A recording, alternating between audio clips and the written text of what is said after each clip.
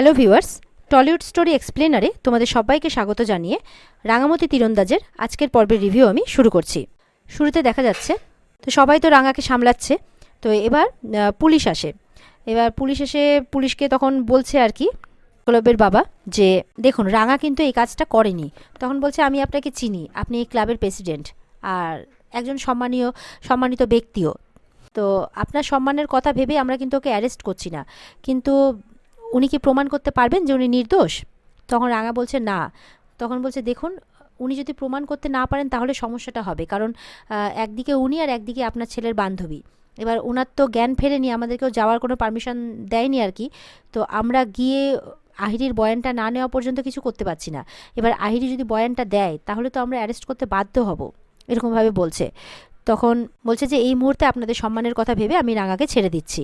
তখন একলব্যের মা বলছে অনেক ধন্যবাদ, কিন্তু আমি এতটুকুটা শিওর যে রাঙা এমনটা করেনি, কারণ ও এমনটা করতেই পারে না। তখন কিন্তু পুলিশরা ওখান থেকে চলে যায়। রাঙা তো মনে মনে শুধু আহিরি যে সব সত্যিটা স্বীকার করে নিয়েছিল ওই কথাগুলোই ভেবে যাচ্ছে। সবাই এবার বাড়ির জন্য রওনা হয়ে যায়। ক্লাবে ছিল। এবার এদিকে ময়নাকে বলছে বৃন্দা যে যা তুই বাড়ি যা, ওখানে গিয়ে শুনবি কে কি কথা বলছে, রাঙাও কি বলছে সবটা শুনবি, শুনে আমাকে জানাবি। এই বলে ময়নাকেও পাঠিয়ে দেয় বাড়িতে আর নিজে থেকে যায়। বৃন্দা এদিকে মনে মনে বলছে যে দেখি একলব্যের বউ আর প্রেমিকার মধ্যে যে লড়াই লেগেছে সেটাতে আমি কোনো গোল দিতে পারি কিনা, এমনটাই মনে মনে ভাবছে আর হাসছে। এদিকে দেখা যাচ্ছে বৃন্দা কাউকে ফোন করে বলছে কোথায় আছো, আমি আসছি, এই বলে বেরিয়ে পড়ে কোথাও একটা কারোর সাথে দেখা করতে। ওদিকে ওটি কমপ্লিট হয়। এরপর তো ডক্টর বেরিয়ে আসতে একলব্যরা জিজ্ঞাসা করছে যে কেমন আছে। ডক্টর বলছে লাইফ রিস্ক নেই, এখন উনি অনেক ভালো আছেন। তীরটা আমরা অপারেশন করে বের করতে পেরেছি।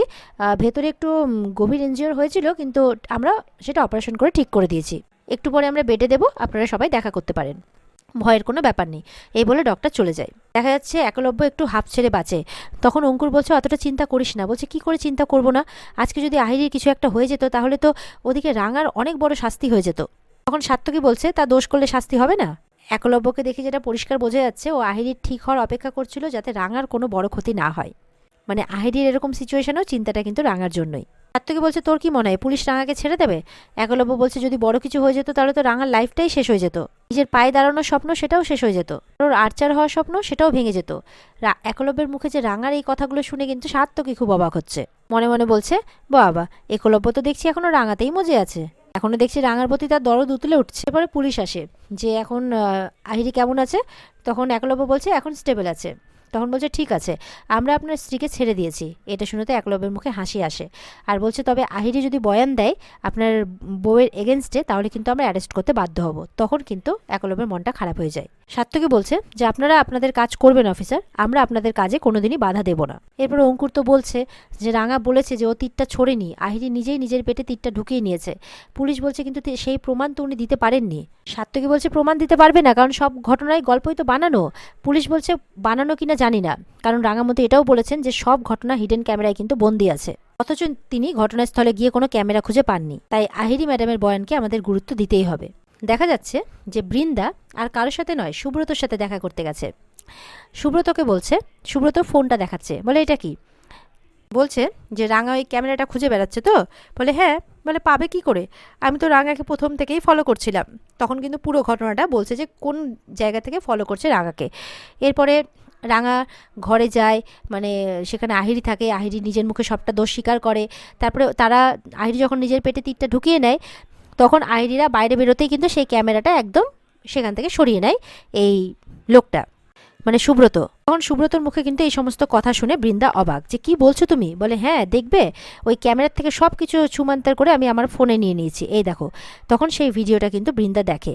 তো আহিরি কি কি কাণ্ড করেছে সুব্রত বলে দেখো একবার, শোনো নিজের কানে। তখন আহিরির নিজের মুখে বলা বয়ানগুলো শুনে কিন্তু বৃন্দা অবাক, বলছে এই মেয়ে তো খুব ডেঞ্জারাস, আমি আগে জানলে তো কবে নিজের দলে নিয়ে নিতাম, শেয়ানে কুলোকুলিটা কবে হয়ে যেত, এমন কথা বলছে। দুজন মিলে রাঙাকে কবে আউট করে দিতাম, আমি তো বলেছিলাম যে আমি আছি তোমার সাথে, আমার হাতে হাত ফেলাও, তা না করে না আমি এসব ভাবতে পারি না, যত সব নাটক করছিল। এখন কি হলো, সব নাটক তো জলে পড়ে গেল, আহিরির আসল নাটক তো আমি দেখে ফেলেছি। সুব্রতকে বলছে এবার তো জমবে মজা, রাঙার প্রাণ ভোমরাও আমার হাতে, আবার আহিরির প্রাণ ভোমরাও আমার হাতে, এক হাতে আমি রাঙাকে নাচাবো আর আরেক হাতে আমি আহিরিকে নাচাবো। এবার তো সুব্রতও খুব আনন্দ, বৃন্দারও খুব আনন্দ। বৃন্দা বলছে এটা এখন আমার কাছে তুরুপের তাস, মানে ভিডিওটা সে এটা এখন আমার কাছে থাকবে, আহিরি যখন বেশি তান্ডাই মান্ডাই করবে তখন ওকে এটা দেখিয়ে শান্ত করে দেবো, তখন চুপ হয়ে যাবে আর রাঙাকে অ্যারেস্ট করাবো, যদিও সেটা খুব সহজ হয়ে যাবে। কারণ আহিরি যখন বয়ান দেবে রাঙা তো এমনি অ্যারেস্ট হয়ে যাবে। বলছে রাঙাকে তো আমাকে ধ্বংস করতে হবে যেভাবেই হোক। রাঙা ওই বাড়ি থেকে না বেরোলে আমি তো আমার গুটিগুলোকে সাজাতে পারবো না। সুব্রত বলছে রাঙা যাবে জেলে আর আমাদের বদলা পূরণ হবে হেসে খেলে। এইভাবে ছন্দ করে করে মজা করছে আর কি। বলছে রাঙা যাবে বিনা দোষে জেলে, এবার দেখ বিনা দোষে জেল খেটে কেমন লাগে। এই বলে সুব্রত আর বৃন্দা খুব হাসছে। এদিকে দেখা যাচ্ছে রাঙা ঘরের মধ্যে কিন্তু খুব চিন্তা করছে সেই দিনের ঘটনাটা, যে কি হলো, ক্যামেরাটা কোথায় যেতে পারে, কে নিতে পারে, তাহলে কি আমরা ছাড়াও ওই ঘরটাতে আরও কেউ উপস্থিত ছিল? আমরা যখন ঘরটা থেকে বেরিয়ে যাই তখন সে এসে ক্যামেরাটা নিয়ে নেয়, কিন্তু কে হতে পারে, কে নিতে পারে? খুব ভাবছে রাঙা। ভাবছে এটা আহিরি দিদির প্ল্যান না তো, যে কাউকে ঠিক করে হয়তো রেখেছিল আমাদেরকে ফলো করার জন্য, আর সে ফলো করছিল আর ঘর থেকে বেরিয়ে যেতেই সেই ক্যামেরাটা নিয়ে নেয়? যদি তাই হয় তাহলে আমি এটা কিছুতেই হতে দেব না। যে ক্যামেরাটা নিয়েছে তাকে আমি খুঁজে বের করবই। আর আহিরি দিদি এটা প্ল্যান ছিল যে নিজের পেটে নিজে তীরটা ঢুকিয়ে নেওয়া। কেন করেছে আমাকে এই সব কিছু জানতেই হবে, আমাকে সেই ক্যামেরাটা খুঁজে বের করতেই হবে। সেই ক্যামেরাটার মধ্যে সব কিছু ছিল, সব কিছু। এইরকমটা ভাবতে ভাবতে রাঙামতি বলে চলে আসে একলব্য রাঙার ঘরে সমস্ত জিনিসপত্র নিয়ে। রাঙা তার জিনিসপত্র একলব্যের ঘরে নিয়ে গেছিল, একলব্য সেগুলো এবার এই ঘরে দিতে এসছে, যে আজ থেকে তুমি এখানেই থাকবে, আমার পারমিশন ছাড়া আমার ঘরে আর ঢুকবে না। আমি এরকম ধরনের কোনো জিনিস পছন্দ করি না। অবশ্যই এই বাড়িতে তুমি আর কতদিন থাকবে আমি জানি না, তবে আহিরির বয়ানেরই অপেক্ষা। জ্ঞান ফিরলেই বয়ান দিলেই হয়তো তোমাকে অ্যারেস্ট করে নিয়ে যাবে। আর আমিও এবার পুলিশকে পুলিশের কাজ করতে দেব, আর বাধা দেব না। তোমাকে আমি সব ব্যাপারে সাপোর্ট করেছি, সব ব্যাপারে। তুমি নিজের হাতে নিজের ব্রাইট ফিউচারটাকে নষ্ট করলে। কেন করলে? আমি তো সব ব্যাপারে তোমাকে সাপোর্ট করেছিলাম, তোমার সাথ দিয়েছিলাম, তাহলে তুমি এমনটা কেন করলে? বলছে আমি জানতে চাই কেন। রাঙা তো কাঁদছে, বলছে আমি তোমার মতো মানুষের চোখে কিন্তু জল দেখতে চাই না, আমি আর তোমার চোখের জলে ভরসা করি না, একদম নাটক করে আমার সামনে কাঁদবে না, চুপ করো। এই বলে ধমক দেয় একটা রাঙাকে। আমি না আর এত মেন্টাল প্রেশার নিতে পারছি না, আমি আজকে এই মুহূর্ত থেকে তোমার উপর থেকে সমস্ত দায়বদ্ধতা থেকে মুক্ত হলাম, আর তোমার কোনো ব্যাপারে তুমি আমাকে পাবে না, তোমার প্রতি আর কোনো সিম্প্যাথি আমার নেই। এই বলে কিন্তু চলে যায় মানে একলব্য। আর রাঙাও কাঁদতে কাঁদতে উড়নবাবু উড়নবাবু করে চিৎকার করতে থাকে। এরপরে তো ঘরে এসে কাঁদছে যে আমি যা করেছি সব তোর জন্য করেছি, আমি যদি জীবনে কাউকে ভালোবেসে থাকি শুধুমাত্র তোকেই, তাই তোকে ভালোবেসে আমি তোর ভালোর জন্য এই কাজগুলো করেছি, এরকমটা বলতে থাকে। আর মনে মনে কিন্তু একলব্যের সাথে কাটানো সমস্ত মুহূর্তগুলোর কথা ভাবতে থাকে, যে একলব্য কীভাবে তার পাশে দাঁড়িয়ে তাকে সাপোর্ট করেছে। এরপরে নিজে নিজেই উঠে দাঁড়ায় আর বলে যে না, এই বাড়ি থেকে চলে যাওয়ার আগে আমি আহিরি দিদির সমস্ত পরিকল্পনা ভেস্তে দিয়েই যাব, সমস্ত কিছু আমি সবাইকে প্রমাণ করেই যাব, তোর বা তোর পরিবারের কোনো ক্ষতি আমি কাউকে করতে দেব না।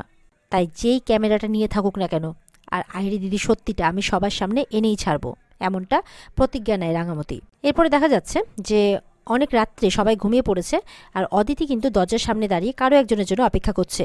বলছে ইস, কেন যে যেতে দিলাম, কেন যে আমি এমনটা করতে দিলাম, কখন যে আসবে, ফোন করি আমি একটা বরঞ্চ। এই বলে যখনই ফোন করতে যাচ্ছে ওপর থেকে বৃন্দা চলে আসছে। বৃন্দা বলছে কি ব্যাপার, এত রাত্রে অদিতি তুমি এখানে কি করছো? তুমি কাউকে ডেকেছো এখানে? সবাই ঘুমিয়ে পড়েছে, এই সুযোগে তুমি কাকে ডেকেছো? নাকি তুমি বাইরে যাচ্ছ, কোনটা? দেখো কারোর কিন্তু মানসিক অবস্থা ভালো নেই, এই সুযোগে তুমি কি করতে চাইছো বলো, পরিষ্কার বলো আমাকে। ঠিক এই কথা বলতে বলতে কিন্তু মানে অদিতি তো ভয় পেয়ে আছে, চুপ করে আছে। তখন দরজা ঠকঠক করছে কেউ একজন। বলে কি ব্যাপার, এত রাত্রে কে দরজা ঠকঠক করছে? হ্যাঁ কি ব্যাপার বলো আমাকে। অদিতি বলছে না। তখন কি করে, বৃন্দাই দরজাটা খুলতে যাচ্ছে, কারণ দরজা সমানে খটখট করে যাচ্ছে কেউ একজন। এবার বৃন্দা তো যাচ্ছে, এদিকে অদিতি যেন ভগবানের কাছে প্রার্থনা করছে যে বৃন্দা কিছু জানতে না পারে, আর ওদিকে বৃন্দা গিয়ে কিন্তু দরজাটা খুলে দেয়। আর এখানে আজকের পর্ব শেষ হয়ে যায়। তো বন্ধুরা, এই ছিল আজকের পর্বের রিভিউ। ভালো লেগে থাকলে পর্বকে লাইক, কমেন্ট আর আমাদের সাথে জুড়ে থাকতে আমাদের চ্যানেলকে সাবস্ক্রাইব করতে কেউ ভুলবে না। দেখা হচ্ছে আগামীকালকে নতুন পর্বের রিভিউ নিয়ে। ততক্ষণ সবাই ভালো থাকবে, টাটা।